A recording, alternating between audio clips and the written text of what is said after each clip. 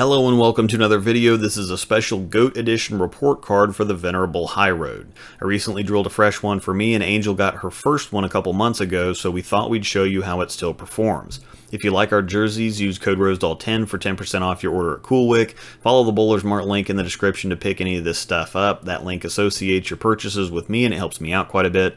Check out the SRGBBFS group on Facebook for all things SPI, including used, rare, discontinued, and overseas. And of course, thanks to Turbo and especially Storm for keeping us in equipment to show off to everyone.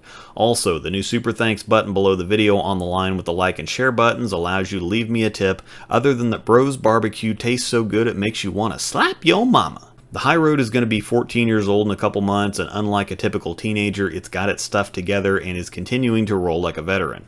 There's a handful of balls out there that are more than the sum of their parts. This is one, obviously. The IQ Tour is another. Also have to respect balls like the Venom Shock and Jackal Ghost.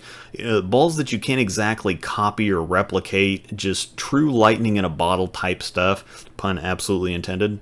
The High Road in 15 pounds has a 257 RG, which is actually pretty high, with an 046 differential, which is on the very high side of medium, so the core itself wants to breeze down the lane, but that differential gives the cover plenty of flare to work with to fly on the back end. The R2S hybrid cover, shown here with polish as we drilled ours before the 4K fast surface became a thing, has been a mainstay a decade and a half, and balls like the High Road, IQ Tour Solid, and original IQ Tour Pearl, aka the Gold Ball, really cemented the R2S formula as god-tier stuff, while dozens of balls that followed them continued to reinforce that. Balls with this high of an RG tend to lope no matter what the differential is, meaning that they take a while to get into a roll or never quite do and then kind of jerk when they hit friction, but the High Road obviously doesn't do that.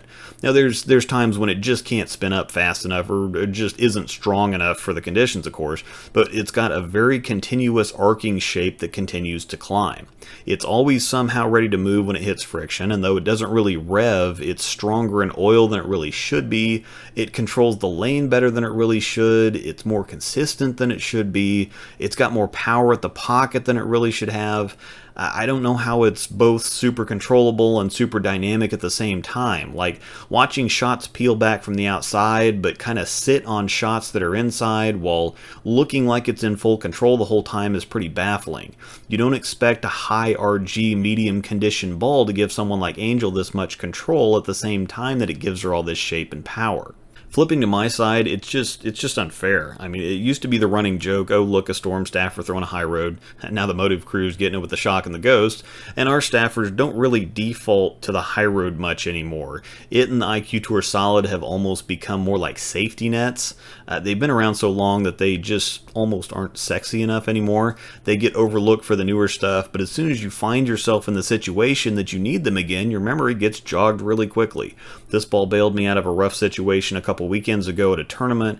I had no look and was really uncomfortable for the first 2.5 games of my doubles and singles squad. I didn't think the High Road was really the right choice for what I was bowling on, or it wouldn't look any better than anything else did, but then my second set was 150 pin improvement over the first one, and it made me feel like a genius and an idiot all at the same time. With the High Road being in the Thunderline, it's still a budget price. It's definitely one of the best looking and smelling balls in the catalog, yet people still want to sleep on it. Like if they're trying to replace their old High Road, they want to replace it with something else, or when they want something in that zone to fill a hole in their arsenal, they don't want a High Road.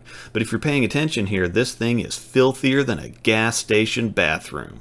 Thanks, Randy Peterson. Contrary to the rumors and nonsense that people like to start now and then to stir up drama, the High Road isn't going anywhere, no reason for it to, and it's not still here because Storm hasn't made anything better, because we obviously keep dropping bombs. It's still here because no one else has made anything better. Once again, if you like the jerseys, code Rosdahl10 gets you 10% off at CoolWick. It's in the description for you to copy and paste. Please follow my Bowler's Mart link to make your equipment purchases. Check out SRGBBFS on Facebook for all things SPI. Thanks Turbo, extra thanks to Storm, thank you for watching, and may the strikes be with you.